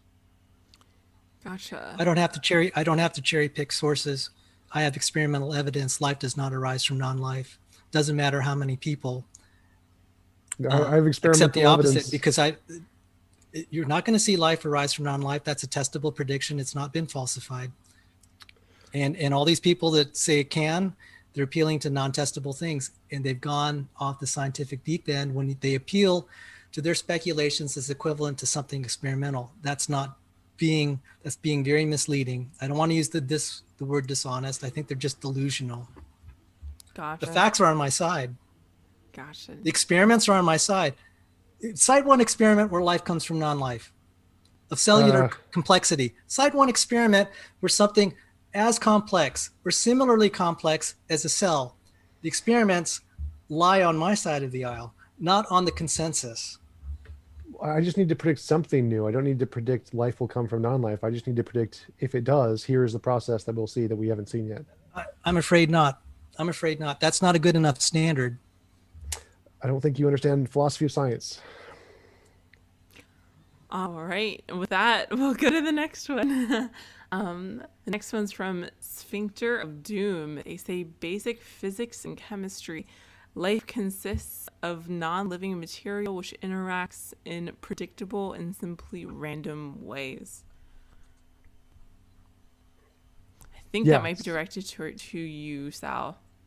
It's a composition of vision fallacy. Life can obviously come from non-life because all of our parts are non-life. And so if you combine enough non-life, you will get life. The problem is, again, we may have all the parts, but this is like a tornado going through a junkyard. A pile of parts that happened at, not even a junkyard. We have all the parts that are needed. If they don't spontaneously assemble in the right orientation and position, there's a problem. Basic physics has things like inertia tensors. There's a famous theorem in physics that they try to describe instability. That's called the tennis racket theorem. Now, we see this play out in all sorts of physical chemistry. There's certain things when you have random solutions that are just not going to arise because of the random molecular motions and the way physics just tends to work. So there are things that are far from the expected outcome. Life has many structures that are far from equilibrium. And so what we expect in, say, prebiotic environments is a tendency toward equilibrium. The equilibrium is death. That is part of the asphalt paradox. And so I refer the reader who was kind enough to send a super chat to look Steve Benner's Paradoxes of Life. All right. Maybe you'll have a different view after you read it. Gotcha. But thank you. And I hope you're not offended. Merry Christmas. And thank you for the super chat. Wonderful. Next one is from Germania. They say, question for Sal. How do you explain God demanding the death of gay people in the Old Testament? I don't have a good answer for that. And I think that's a legitimate question. And there are lots of things that God has allowed in the world, not just demanded, but allowed, that I don't have good explanations for. And my apologies. So I know that some people that one person told me that that's the barrier to her becoming a believer. It's just like how uh, God's laws about the way they conduct their personal lives. And she said she just didn't like God's policies about gay people, and that's why she wouldn't accept it. So I know that's a concern of on a lot of people's minds. And all I could say is Christianity is based not on whether we like it or not. It's based on whether we believe that Jesus is who he said he was, and if the miracles in the Bible are real. And the reason I cited Charles Duke, sometimes the only data point we might have is the experience of our personal lives. So if I don't give a satisfying answer, I tried. That's about the best that I could give. That being said, I do understand how people could be feeling that God has abandoned them. I've had some relatives that were victims of just horrible crimes, and God let it happen. So that's not directly answered the question, but I kind of get it. There's some bad things that go down that the designer has allowed. Oh, before I forget, one thing I wanted to say, the difference between intelligent design and creationism. Intelligent design says the world is intelligently designed. Creationism says it's intelligently designed, but also intelligently cursed. And just take that for what it is as far as explaining the problem of evil. Thank you. Gotcha. Thank you. The next question is from Logical, Plausible, Probable. He says, don't miss after show on Sal's channel. Question for Sal. Please explain how clay experiments have no relevance / chemical limits without activated bases. Can Merry Christmas, John Maddox, Logical, Plausible, Probable. Can you repeat the question? Yeah, of course. Thank you. Please explain how clay experiments have no relevance / chemical limits without activated bases or bases. I'm not that familiar with it, but the kind of the basic way to approach this thing about relevancy is if we take a cell and put it in a test tube with the appropriate pH and then just poke it and let all the guts spill out. That's better than all of the chemicals in all of our origin of life experiments combined in terms of quality. And it's just not going to become a living organism. That renders moot all of these origin of life experiments suggesting they're making progress, because they can only make that premise that they're making progress with the assumption that we can build things stepwise. That's been refuted by every experiment that we've run. Otherwise, we would start seeing, we could put frogs in a blender and expect them to spontaneously reassemble into something else, and it just doesn't happen. Again, it's analogous to tornadoes passing through a junkyard. Physics and chemistry tend to disorganize the sort of chemicals that are involved. They're very fragile and unstable. I forgot what I wanted to ask one thing. Like, would you be willing to put money on it? Would you be willing to make a bet? Like, if we do actually come up with the origin of life in the next 50 years or so, would you be willing to put money down to send me money if I get it right? There is someone who's, me personally, no. I'll tell you why. There's a $10 million origin of life prize that superseded the prior one, which is only 1 million. And that's being offered. It was advertised by the Royal Society. I don't know who put the money, but there is a prize waiting for you. Well, let me tell you what, I think I'm too poor to be able to play in your game. That's not to say I wouldn't want you to have some nice money. I mean, if I were rich, I'd send you a present. Yeah, I just like to bet every intelligent design proponent, okay, so if it does happen, then please send me $10. And then at the end of the day, when it does happen in 10, 20 years, can I buy you a beer or a drink of your choice? That'll work. Yeah. All right. All right. Next question is from Quality Control. They say, Sal, you speak negatively about TJump's position as faith-based and don't take it seriously. Why should anyone take a Christian's faith in God seriously? I don't think you have to. If you don't want to take me seriously. I take no offense. That's between you and God. I'm here primarily for those Christians who are on the fence, who've been thinking about these things. And I wanted to articulate and try to show that the other side that claims to have scientific evidence, it's really more faith assertions. And maybe that might help some people in the faith. I mean, I'm not, I'm not here to get atheists to take me seriously. So, Okay. that's about as best as I could say. All right. that's fine. But that being said, thank you for being a viewer, and thank you for the super chat, and thank you for hearing me out. Sounds good. Next one is again from Sayafredo. I apologize if I'm saying that wrong. Sarabia. They say, at Sal, I don't understand your position. If it's a hypothesis, adding a God hypothesis, aren't you placing too much of a burden on you if your answers are a hypothesis? From there are actually two hypotheses. One is empirically testable. The other is metaphysical. Regarding the origin of life, or like things like, let's take the origin of life or evolution of eukaryotes. Regarding the origin of life, there is a testable prediction that it will continue to fail to arise naturally. That's purely testable. The God hypothesis probably formally can only be accepted on faith. The reasons for this, philosophically, it's like, well, how could you prove God exists unless you're God yourself?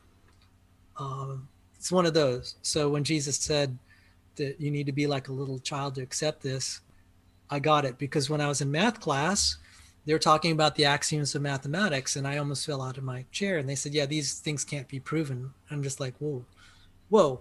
You mean math, the foundation of all physics, the axioms are unprovable? And it's like, yeah, that's the way it is. And then there are things like you cannot actually prove that the scientific method can arrive at the definition of truth, or that it can prove itself as being valid. I gave one example with Lawrence Krauss, where he even said that sometime in the future it will fail to actually describe the universe accurately. And I found that very compelling. So there's some things that we take on faith. We are taking it on faith that we live in a special time, and that our science works. Because how do we know that we're not in another time where maybe all of our measurements of the cosmos are wrong? We're taking it on faith that this is correct. But we actually formally don't know that it's as accurate as we think. I mean, if we just extrapolate what was in that example by Krauss. All right. Sounds good. Next one is from Lawson Harrison. They say, when it comes to arguments for God, science giveth and the science taketh away. Percy Shelley.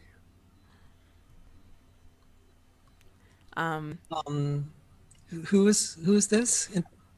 It's a reference to a Percy Shelley quote. Percy Shelley said that if God was created in order to solve problems that we didn't know the answer to, science is going to destroy those. So it's the God of the gaps. Everything is, well, we can't explain it because therefore God, then science explains it, and then therefore not God. Gotcha. Is there anything you have to say to that, Sal, or should we go on to the next one? Science giveth and taketh. I'll just say my study of science has persuaded me that the origin of life and the origin of the universe is a miracle. All right. I believe that more strongly now, the more research that I've done. And so I think science has given, and science is a gift from God. Sounds good. Next one is from Double A. They say, Sal, what do you think a scientific law is? Scientific laws are, I actually showed the 5 differential equations that are the major pillars. Those are examples. A law is, according to Ralph Landauer, they're algorithmically compressible descriptions of nature. And what that means is that we can boil something down into maybe a simple form and repeat, describe many phenomenon, and also predict the outcome of many processes. So that is what I consider a scientific law. And one of them, by the way, is, I mentioned it, it's not on the level of, say, physics, it was Virchow's principle: cells come from pre-existing cells. Gotcha. The next one is from Donnie H. They say the Rosetta spacecraft found the building blocks of life on a comet in 2009. My response is that may be evidence that that those biotic particles came from Earth. There probably was some sort of explosion. We see some things like this, like geysers on Enceladus. If I don't pronounce that right. And these things have very Earth-like compositions. We've also found bacteria that are Earth-like in meteorites. So this suggests an Earth-born origin. All right, TJump, do you have anything to add to that? Yeah, Sal, you don't think life is going or could come about on other planets? Like the building blocks for life are pretty mundane. They're pretty much everywhere. I don't know. Like, you don't think those are going to happen on other places? Well, it depends on what you mean by building blocks. I mean, most of life is composed of 6 major elements: cellular life, and I should know the names: hydrogen, oxygen, nitrogen, carbon, sulfur, and phosphorus. I may have gotten that wrong. So, I mean, in like a really base sense, the building blocks are just all over the place. But if we go to like more complex levels of these, taking those elements and making molecules, it's debatable how ubiquitous they are. And Well, taking I haven't looked so much about what we've seen in Mars, but I have looked with curiosity on the things that we found in meteorites. And there was a professor at my undergrad alma mater who, if I'm misquoting him, deep apologies to Dr. Robert Hazen, regarding the meteorites that have bacteria in them. I thought that was really amazing. So if it wasn't Dr. Hazen who pointed that out, other people have been saying, yeah, we found bacteria in meteorites. So we can either say that life is abundant across the solar system, or it's just in things like meteorites and comets. And I would be inclined to think to look into whether there is a mechanism that threw these out into space. It's certainly plausible compared to anything. If you looked at some of the solar system theories out there, it's not that outrageous, relatively speaking. And I say relatively speaking to other theories. Just specifically, like the RNA on clay, we have shown that these can come about by natural processes. Do you think that we could find RNA on other planets that have this kind of a system? My understanding is that those RNAs on clays, that is for the polymerization process, not the origination of the RNAs themselves. I've not heard that they can that we could take nucleobase and join it to a phosphorus group, and then the ribose group. I've not heard that can be done naturally. I have heard that they can be, once you have them, if you have purified ones that are also the right chirality, they can be polymerized on clay. So I've heard that RNA chemistry is like a nightmare. The other thing is, just because it's polymerized doesn't mean it's going to stick around long. There's a reason that they say, just, if you think something's been exposed to a virus like, say, COVID, just leave it alone for a while and it's just going to die. So a lot of these viruses, which if they're RNA viruses, will just spontaneously degrade. They're not going to lay around very long to become anything significant. That again parallels the asphalt paradox. Organic molecules left in cells just become useless. All right. Sounds good. Next question is from MindBen256.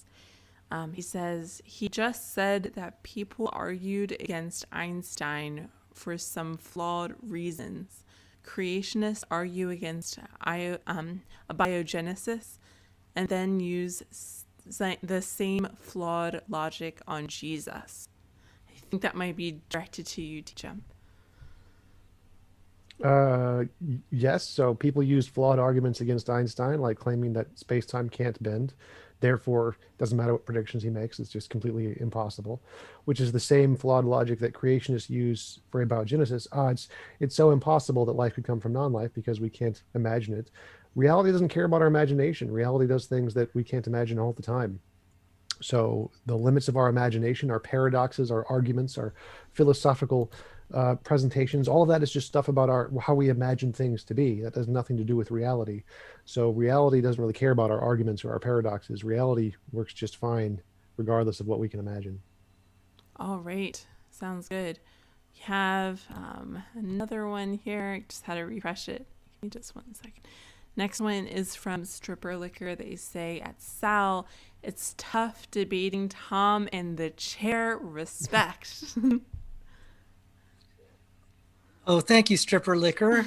And I told Tom backstage, I said, "You're the man of steel." He had a debate with Godless Girl who was just screaming at him the whole time, and he just sat there just so quietly. I said, "Man, you got my respect, Tom."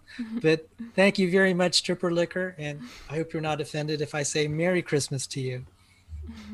Sounds good. Next one is from Sphincter of Doom. You say, would Sal this is your name and I'm not. Cordova. Be interested in a debate with me over abiogenesis?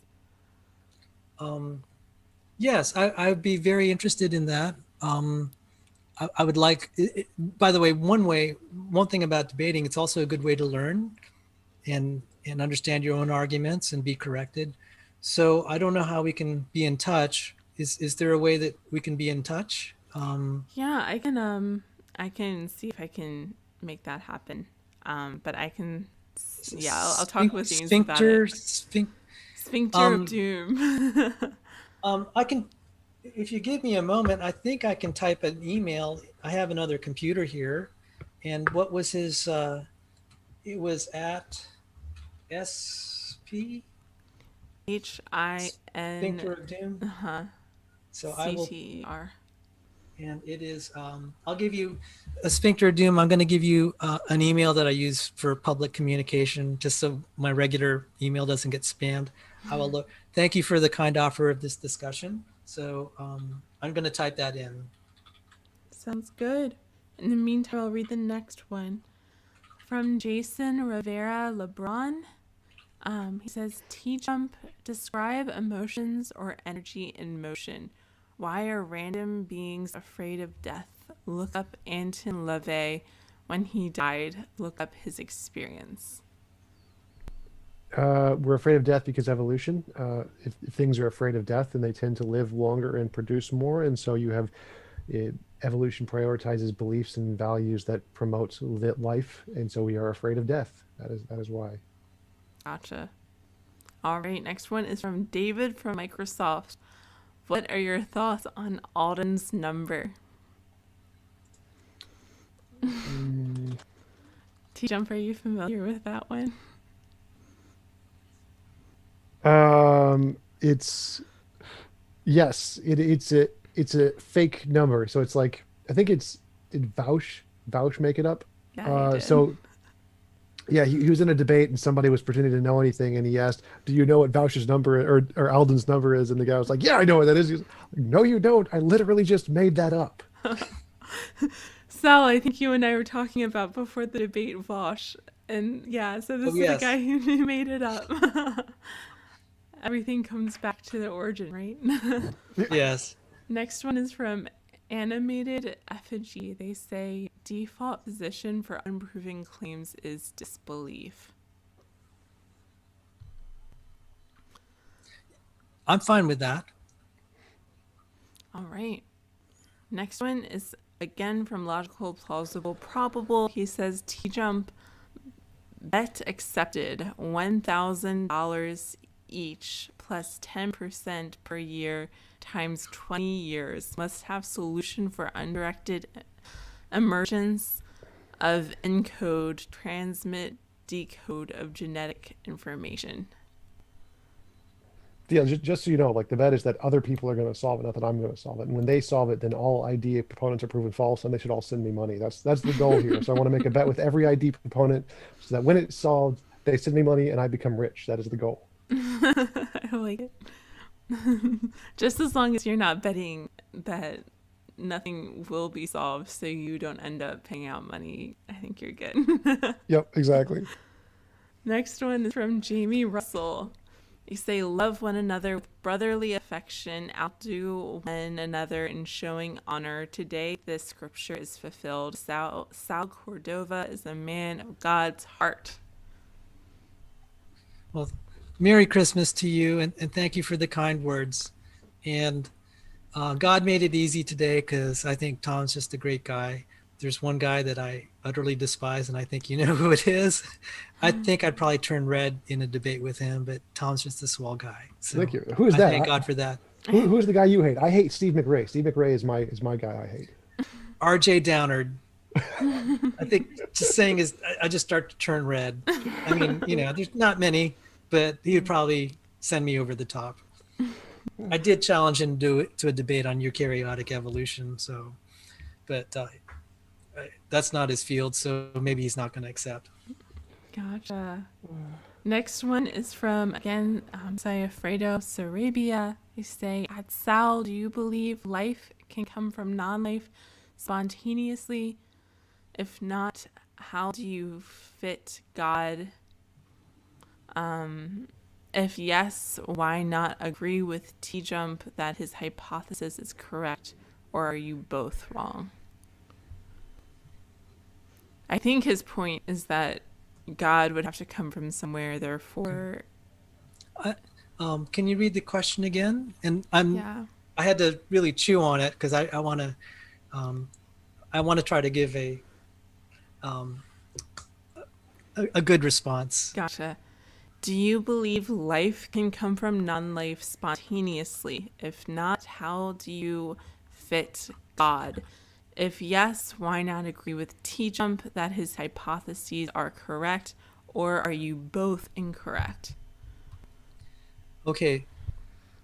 Let me define what I mean by spontaneously. Spontaneously means, the way that I use it in this context, is that by accepted ordinary laws of physics and chemistry, I don't believe life will spontaneously arise. So when I say accepted laws, there's hypothetically maybe some law we haven't discovered. And that's what actually Steve Benner is proposing, that there's just some law out there we've yet to discover of physics. So I don't believe that life forms spontaneously in the sense it won't happen naturally. And I think that is a sign from God. Life has the structure that shows that it had a miraculous origin.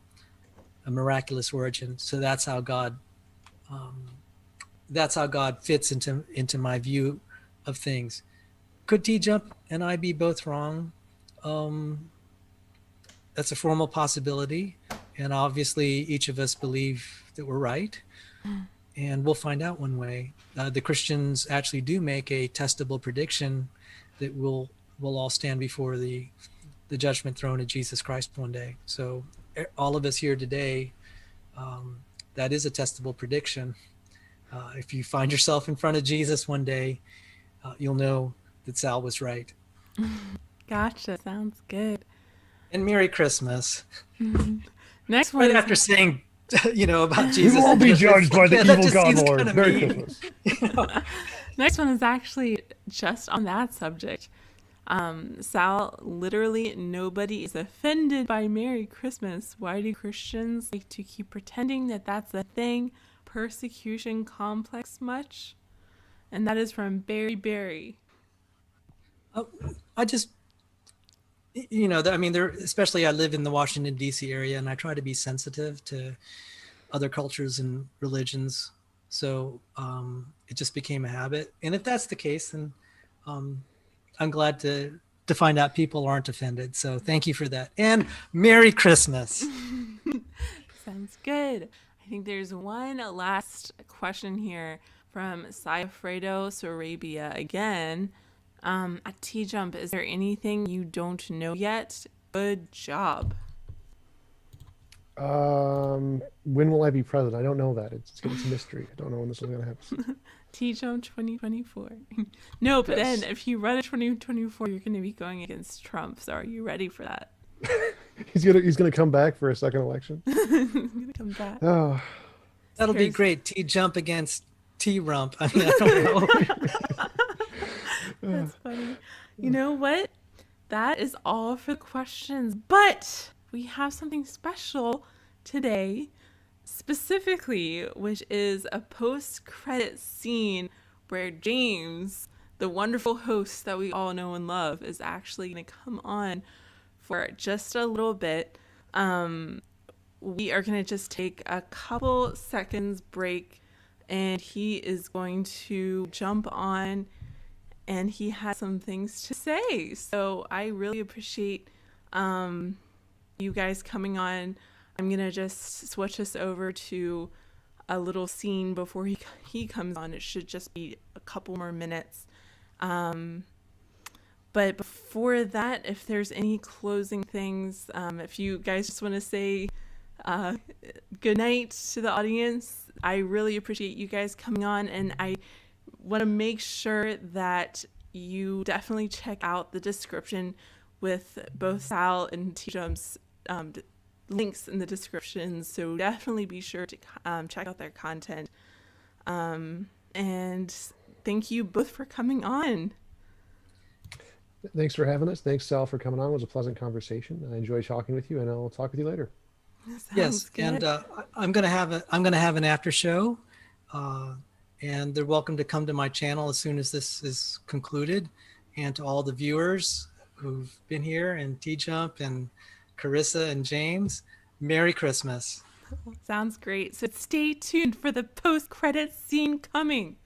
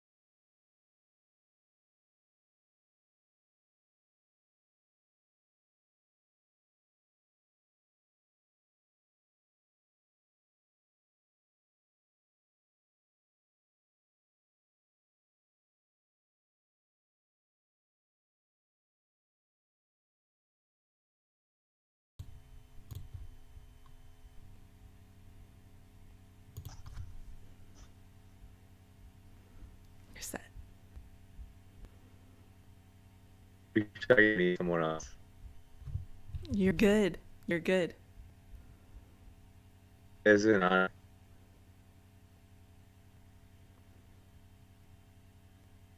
Oh Can no. you hear me? Yes, you were cutting in and out for a second, but you're good now. Oh wait, you know what it is? I just realized. So sorry. Well, actually, this is actually kind of working. Okay, let's. Is it cutting in and out bad? Not now. You're good, and everyone can hear you now. I already transitioned. Maybe that's a bad thing. No problem. Well, thank you so much, Carissa. I want to say, folks, I am super excited to be with you just for this. Oh, so sorry. I've got the video watch page up, I think. Yes, I do. Okay, very embarrassing. So basically, really excited, folks. Just wanted to quick jump in and say a couple things. First, thank you so much to Carissa for doing a rockin' awesome job. Seriously, I really do appreciate your help, Carissa. And she's done phenomenal. Thank you so much for everybody else helping as well as I'm traveling. So Praise would be another person. Really appreciate your help, Praise. Thank you very much. And want to let you know, though, guys, I'm so pumped for our future Kickstarter. So the debate that we've been talking about, namely Michael Shermer against IP, Inspiring Philosophy, scheduled for exactly 3 weeks away. Basically, right now, I'm thrilled to mention we have crossed the 1,000. Basically, we're over 1,000 in terms of our fundraising goal ultimately, which is 2,500. So we're almost halfway there. We are pumped as we've got 3 more weeks to make it. We're very confident. We're determined, as you had seen in the lucrative photo. I don't know what lucrative means, but basically the scandalous photo of myself, TJump, and Steven Steen. We will do a car wash in January if that's what it takes in order to get this fundraiser to work. So I want to encourage you, if you haven't already, check out the description. Basically, if you go to the description, there is a link to that Kickstarter campaign. It's just $3 to watch it live. This helps us kind of bear the risk of the speaker fees, basically, where if we theoretically go big on speaker fees and then sometimes the debate doesn't always make up for it, this kind of helps, you would say, make, is it the old phrase, many hands make light work. And so, in other words, it just helps us to take bigger risks in terms of the speakers that we go after. And so I want to tell you folks, I'm dead serious when I say that this is just the first step for modern day debate, as we want to in the future do huge debates with bigger speakers. And I'm talking like monstrous speakers in terms of like Carissa's favorite, Jordan Peterson, others like Sam Harris. Those are the people that we are hoping to eventually host this summer. Not those per se against each other, though it could be, but that's kind of like the level that we're shooting for. And the Kickstarter is a great way for us to potentially do that, because with those guests, for example, last I heard, Sam Harris charges $25,000 for an in-person debate. That's at least from a buddy of mine who reached out to him. And so the trick is, like, obviously that's something that we couldn't take as a risk. I don't even have the kind of money sitting around. So the idea is, with a Kickstarter, with enough people, we can eventually get to the point where we actually could go for those big fish speakers. And so this Kickstarter is both for this debate, but it's also in a very big way a way for us of knowing whether or not this is a strategy that can actually work for us in terms of getting those huge name people on the channel in the future. So I do want to encourage you, if you think you'd enjoy it, if you think that watching this debate live and also making it possible such that it actually happens is worth it, for $3, the cup of Carissa's Starbucks coffee that she gets every day. Do you get it every day, Carissa? Oh, I wish. Basically, the cup of a coffee, folks, you can watch the debate live and help make it actually happen. Is, like I said, this is something that is, we have to meet that threshold. And I can guarantee 100% all of the funding that comes in is either going to speaker fees, or if we reach our threshold and we go above it, it's going to be reinvested back into the channel. So things like, a lot of you guys don't know that, like, I actually pay, for example, like Matt, because we love having Matt on to debate. And so we realize that a person's time is valuable. And so oftentimes we don't tell people because it's, there's just no reason to, but a lot of times people don't realize, like, that there are speaker fees in a lot of the debates that we have. And what we're doing is it's a reasonable thing that we're like, hey, we understand people's time is valuable. And so we don't mention it to people because usually there's not as much risk where we can think with, let's say, super chats and things like that. the speaker fees are usually covered. Sometimes we take, to be honest, like a loss, and that's, like I said, where we can kind of take more risks by doing things like Kickstarters, because we don't have to worry about the potential loss. So we can actually go after these bigger name people. And so that's kind of the explanation for it. But just want to say thanks so much, everybody. We really do appreciate you. Thanks so much to Carissa and Praise and everybody else who's helped as I've been traveling. I'm at my parents' house right now. I don't know. Am I frozen? Am I buffering? No, you're good. Okay, that's great. But thanks so much, everybody, for hanging out. Thanks so much for helping us already break that $1,000 threshold in the Kickstarter. That's huge, you guys. This is like, what has it been, a week or so? So this debate is going to happen. We're determined. Please join us. That Kickstarter link is in the description. I'll throw it in the live chat one more time right now. And so thanks so much. And thank you to Carissa for letting me quick jump in to make this plug.